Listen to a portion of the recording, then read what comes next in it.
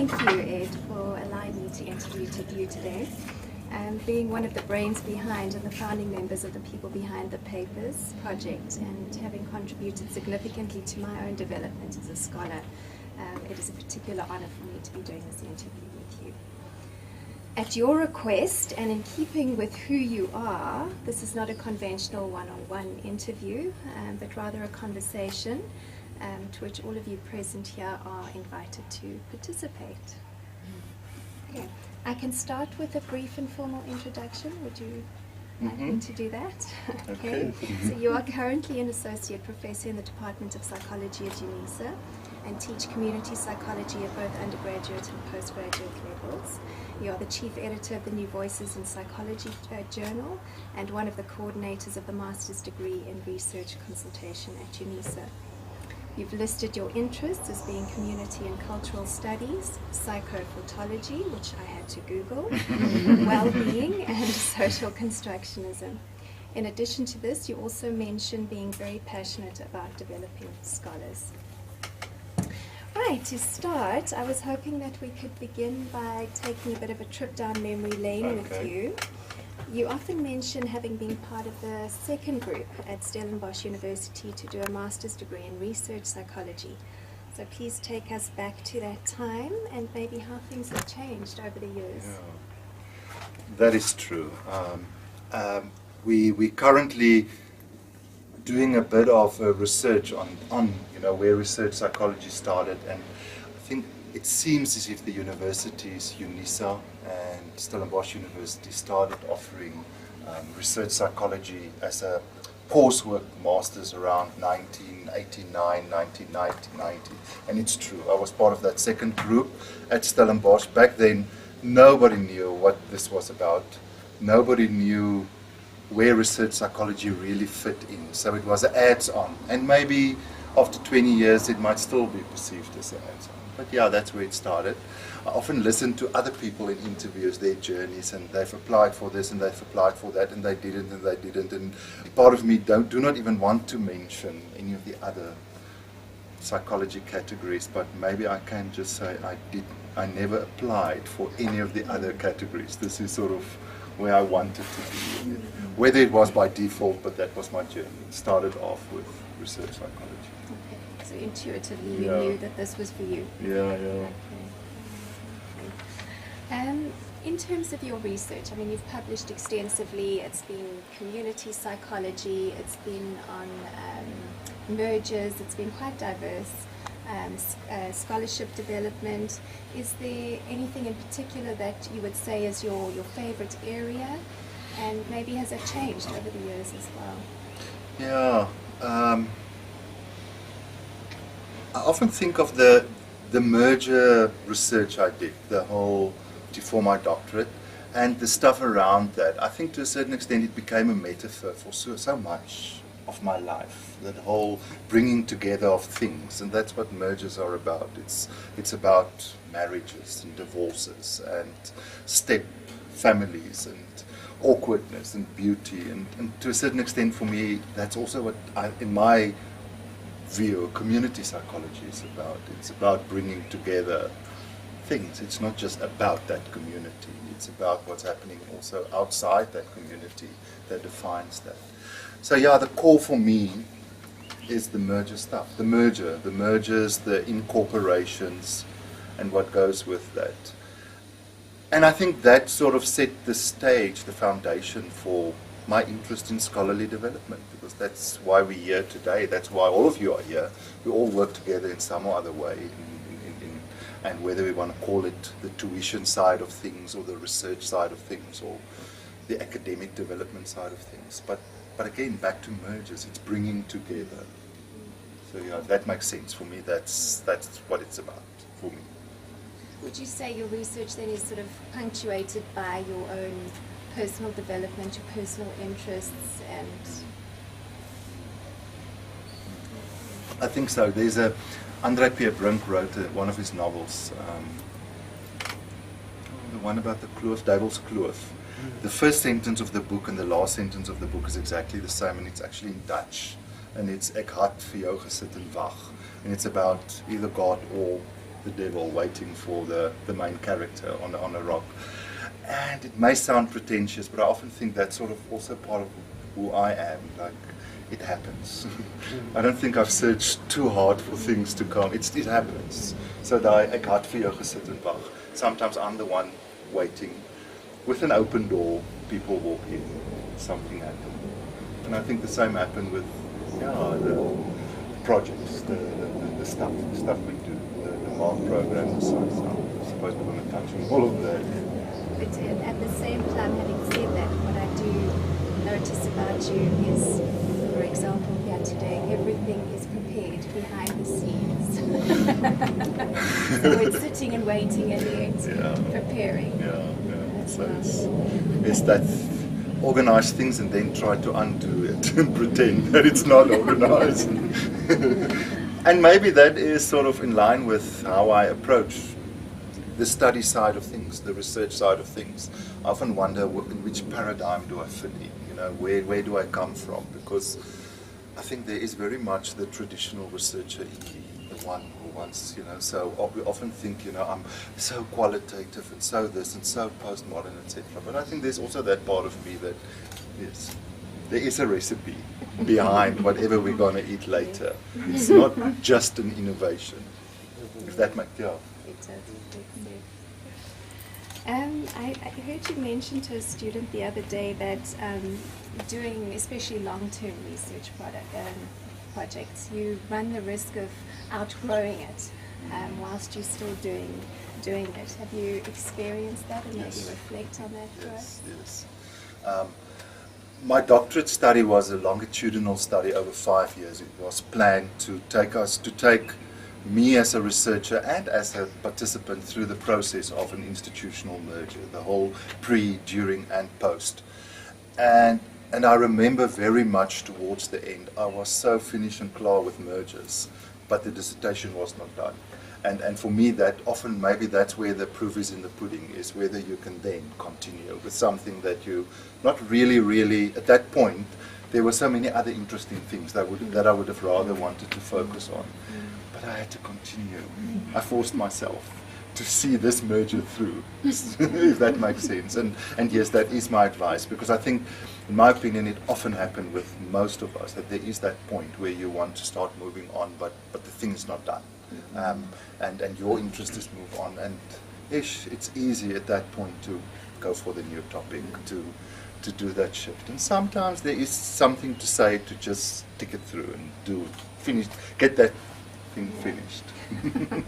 Would you say then that, I know often students pick a more personal topic for their masters, and then maybe having learnt from that not to do that necessarily for their doctorate, would you advise that, or Sure. what would you say? And I need this for me, like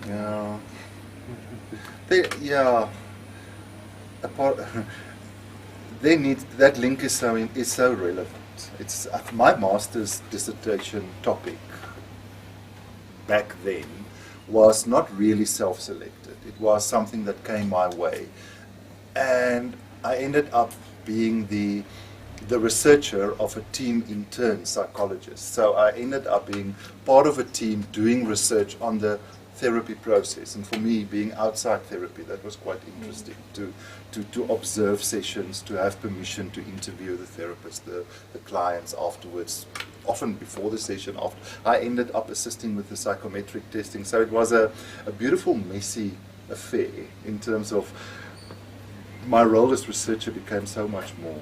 But to answer the question, so that was a topic that became mine, but it fits in maybe with the merger stuff.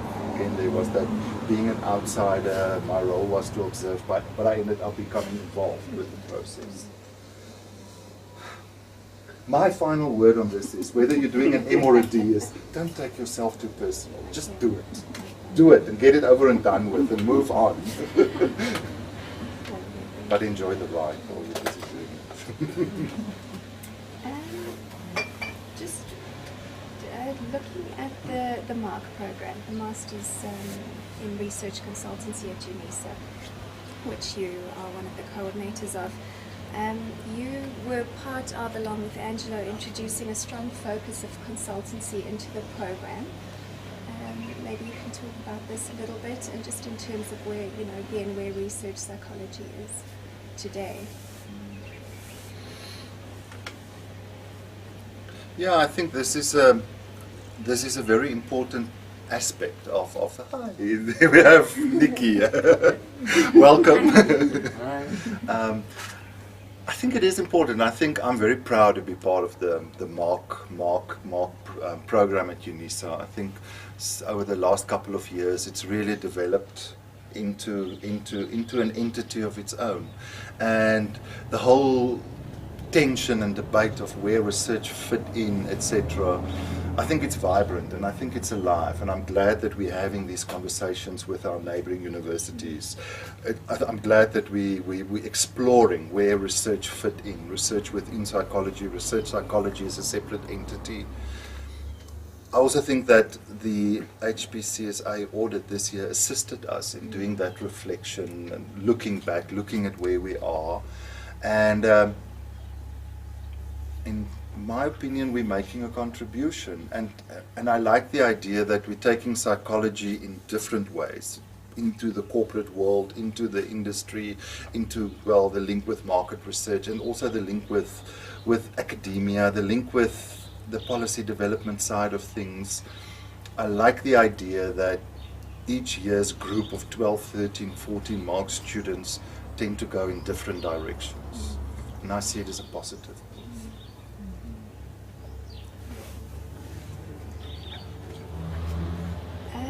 Just turning to New Voices, in one of your articles that you published with Martin, you mentioned the crisis in confidence that exists in terms of the contribution that many academic publications actually make to better understand and improve, the lack of the contributions that they make to understand and improve current social conditions. This is obviously especially pertinent to the issues we face in South Africa, and is also closely linked to your interest and involvement in community psychology. If maybe you could just speak a little bit more about community psychology, student publications. Yeah, I think Martin should actually answer this one, but we can ask him to do that later. Oh, he's not here, sorry. Yeah, I think if I look at what's being published and what are being perceived as good publications, etc., I often think, oh, are we not missing the point completely? And I think one of the texts that we were collectively involved in this year, Some Communities Imagine text, where we asked a group of honours students whether we can assist them in transforming their honours research, community psychology research projects into chapters to be published, with Melusi and Yassine were the two editors, and Martin and I assisted with as consulting editors. And for me, that's true scholarly development, something in the making. It's sort of, yeah, because I often think that, if I look at what are being published, what are being perceived as so-called good scholarly work, who's making that decision?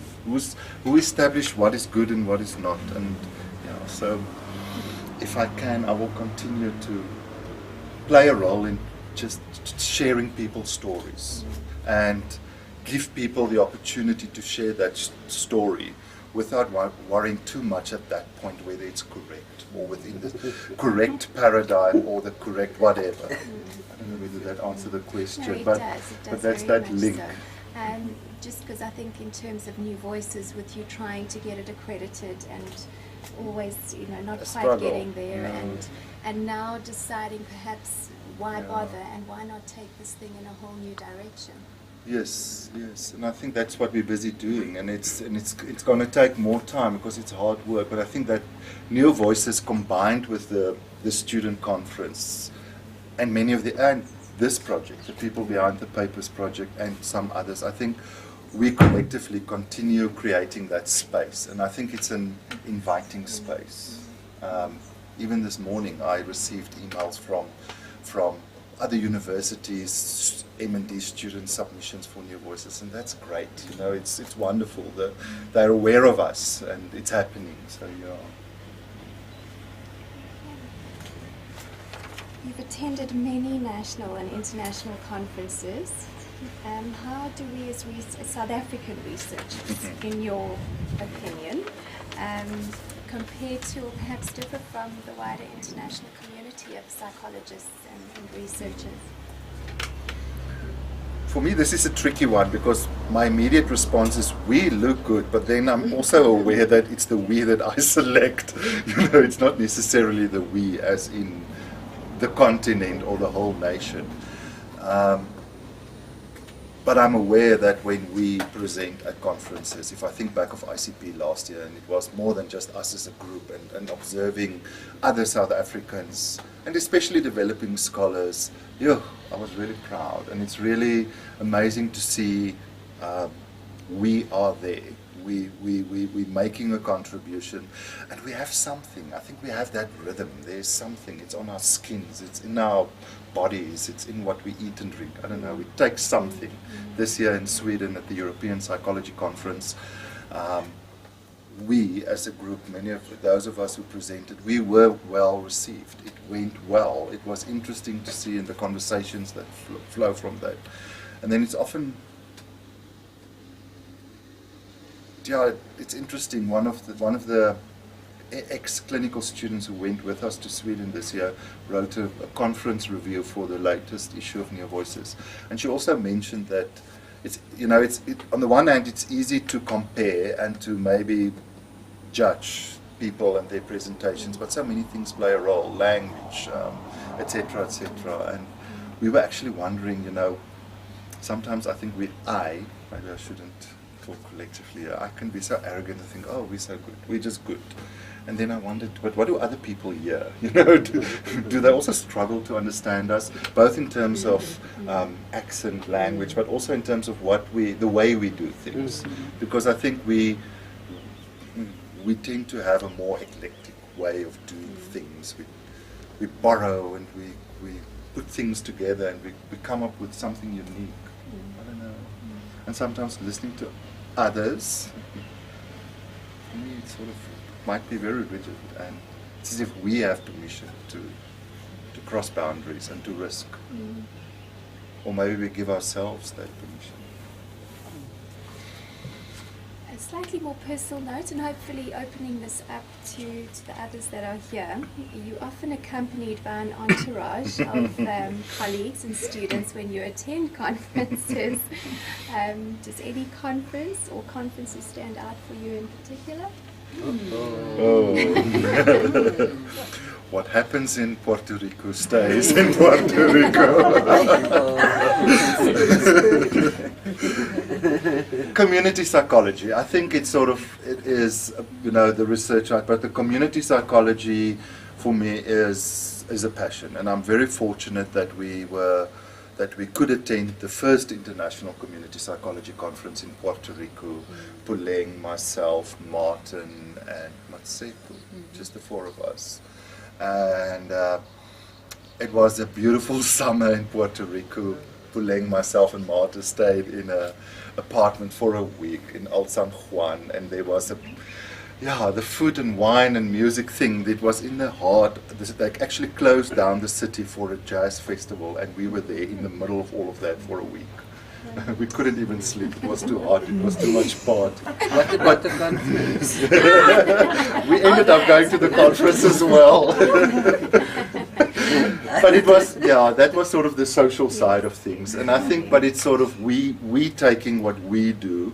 And I remember that was the first time that we took our teaching community psychology at UNISA to an international stage. It was well received, but it was also good to see, to experience what's happening elsewhere. And I relate with the southern side of things, the South America, the African, even the Southern Europe.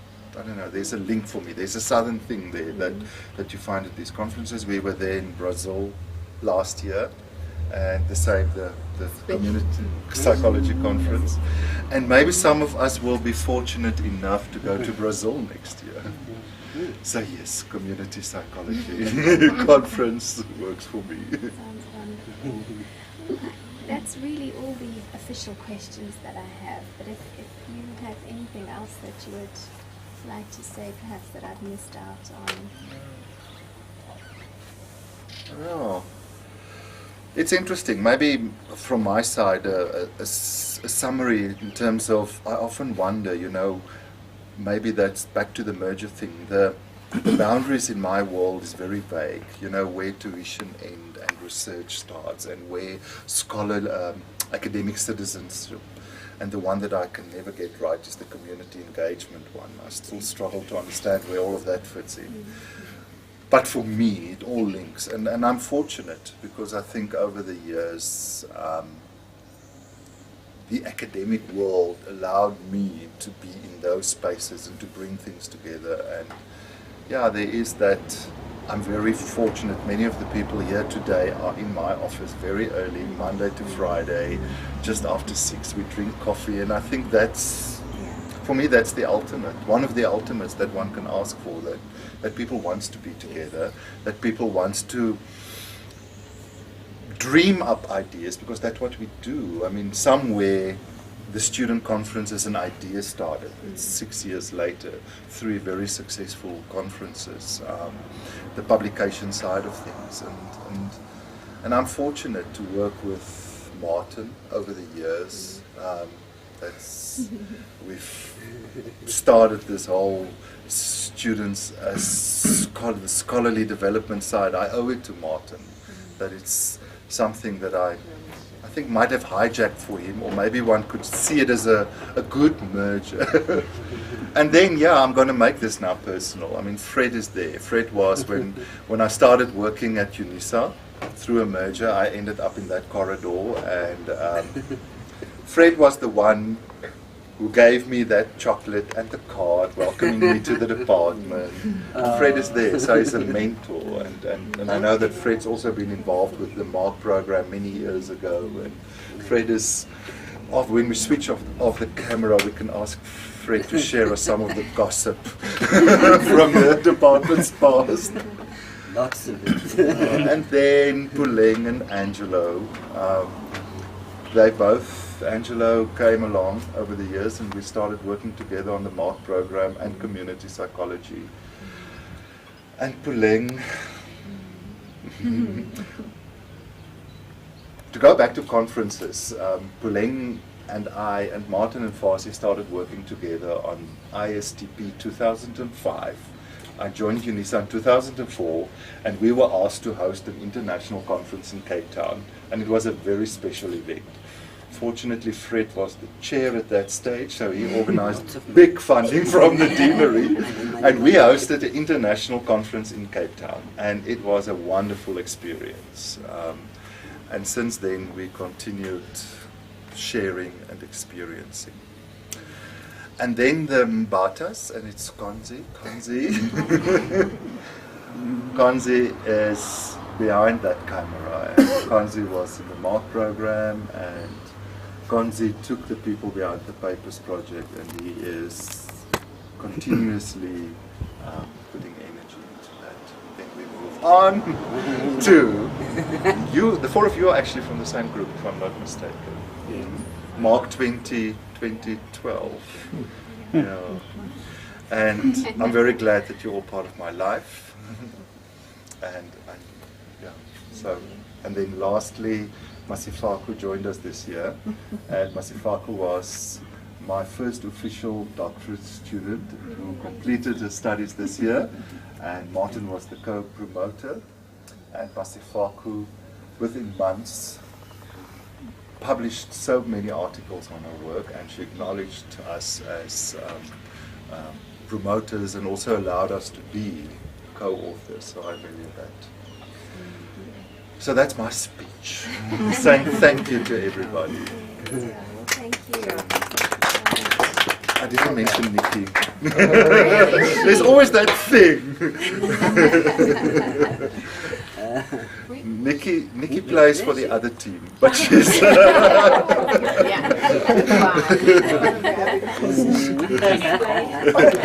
Yes, please, context. the same with Catherine. Is that it? That's it, and just from my side again, thank you so much. And you know, in the mornings I walk down that corridor and I smell the coffee and I hear the laughter, and it's great. It's the heart of the department, and I really appreciate it. I value that as well. Thank you. Yeah, and I think we should add, you are authentically Mr. Community Psychologist. Yes. You are there, you are, You're living it. and you're living it, and if they can't see that you're creating a community of academics, then it's their problem, you know, because it is innovative. And you make it nice for us to be there. And he also tells us, you can have a party, but there must be a text. So the two are never divided. Never divided. So we're having a party, and he wrote the text. So Peleng, tell us about the conferences. Wow. Sure. I've been to many conferences with Eduard. It's really been amazing. I think the first one was the Puerto Rico one. It was quite an experience. We were in New York together for the first time, and we walked the streets of New York on our way to Puerto Rico and back. And it was amazing. That conference, again, thinking about the community psychology we do, and meeting up with other community psychologists and hearing about the work they do. And what was amazing about that, we also had what I want to call the fathers of community psychology, those who've been there since 1940, 1920, you know, and just sharing their experiences and where they see community psychology going, and psychology in general. And it was a special space to be in. And I've just been to many other conferences with Eduard. After ISTP 2005 that we hosted, we then went to Canada for the next ISTP, and that's when the conference proceedings were released, and Eduard and myself, we shared a moment because it was the first time that we see our names in the front of a book and as editors. So that was a very special moment, you know, that Martin captured. He was not going to let that go. And it's memories that we cherish forever. And we've been to many other conferences together. We've worked together. We're in the community psychology. And yeah, it's really been an amazing journey to be part of your life, Eduard. And I look forward to many magical more years together. moments. Yeah, it's been great. And like Fred says, it's not just the party, but it's a party combined with the work, and I think that's what gives meaning to it, and it doesn't feel so dreary, and so you can always, you know, go back and have a glass of wine, and then go back and write a chapter. So there's a balance. There's a balance. Yeah, and thank you, for allowing me to be part of your space and part of your life as a colleague and friend. Yeah. So. Yeah. I wanted to go back to the issue of mergers. I don't know if I would depress anyone here. The experience that time, I mean, that particular time when, if I can remember, it was bringing 3 different institutions with 3 different, you know, historical background, and, you know, socially, yeah, I mean, they are not marriable, but it was done. During that time when Minister in '97 established Higher Education Act, some of us, even during that time, thought that it was almost impossible because there was so much, you know, acrimony and confusion and all that. So I want to know, you were coming from VUDEC Vista, and there was TSA and the old UNISA. How was it for you coming from VUDEC to the department? Yeah, it was interesting. I was the only lecturer in psychology at VUDEC. I was VUDEC. I really was the only lecturer. So. Do not mention the chaos of Vista. So it was interesting. I was fully aware. I mean, I used to work at Vista University on the Port Elizabeth campus, and when the whole process of the merger started, I already asked for a transfer, and I worked on the Mamelodi campus, and then I was involved in starting the VUDEC psychology unit department. So I ended up being the only full-time psychology lecturer at VUDEC. And I did all of that on purpose because I wanted to end up at UNISA. So maybe I'm subjective in the sense that it worked for me. It was part of my journey. And I can't really say why. It was just, I remember back then, so I did play a role in the whole merger process. I remember the merger meetings, etc. And it was dramatic and it was traumatic, and it was, we were not allowed to engage with people from the Vista side. We were not allowed. So if we, as academics or admin people, met, if we decided we want to meet, say, with our colleagues at the other universities, it had to be unofficial. It was actually quite weird. It was like we met in secret. It was very, I was actually quite keen to be part of that. I was doing something that we're not allowed to. We're talking with other people, but we're not allowed to talk. And yeah, so my focus for my doctorate was on the well-being of the VUDEC people during this whole merger process.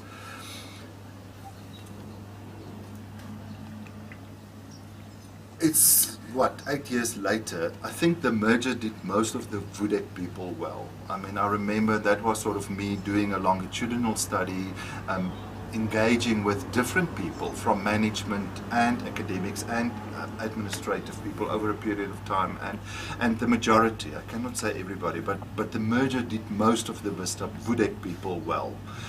Change is difficult, or people don't deal well with change, and I think often what makes mergers is very seldom an equal business. It's always a big and smaller and smaller, and in this case UNISA was the big one, and it's so the adjustment were, in my opinion, for those coming into UNISA. And it was not the first UNISA merger. I mean, there were even a few colleges, etc., being incorporated into UNISA before this merger. What I found as a personal challenge, I mean, I ended up going to UNISA with a VUDEC curriculum, with students, and I had 2 years to phase that out. And I remember that was, I actually forgot about this, but I often think that was one of the hardest things I had to do, was to get, to merge as an individual with that corridor and the people and getting involved with the programs while sitting with my own curriculum, my own group of students that I had to phase out. It was not easy. And I think that's the part of mergers that's often, yeah, that's the hardest part. It's the emotional side on the one hand, but the getting rid of something, and in this case, assisting a group of students to register for something else, to phase out what they were doing.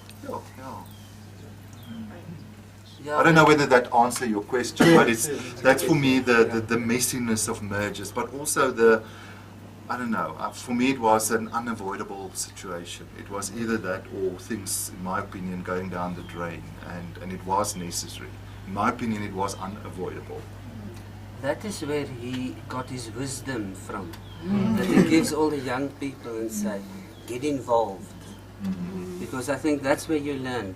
That's the way to get into. And that's one of the pearls that Eduard comes up with every now and then. Get involved. I remember a last story about the merger thing. When I eventually phoned the department, so I looked up the telephone number of the Department of Psychology at UNISA. I didn't know a person in that department, so I phoned them and I said, can I please speak to the secretary? And it was Morena de Kock. And I said, it's Eduard Fourie. And she said, yeah, we know who you are. We already have a nameplate for your office. I said, well, thank you. And I said, so who's the head of the department? I need to meet somebody there. So it was Ricky Snyders. So that Friday, so Morena phoned me back, this woman, Morena de Kock, and she said, the chair wants to meet you in a restaurant, and you must decide where. So Ricky and I met in a restaurant somewhere in town. We had 2 bottles of wine and steaks. And we discussed mergers, and we discussed this whole, how the curriculum is going to work, etc. And I was so aware of how often it's groups of people, but this was like, it's really the truth. It was me, and being a department, one person, who now needs to become part of this big one. And apparently, Ricky went back to the department that afternoon and announced to the department, he cooks Whatever that means.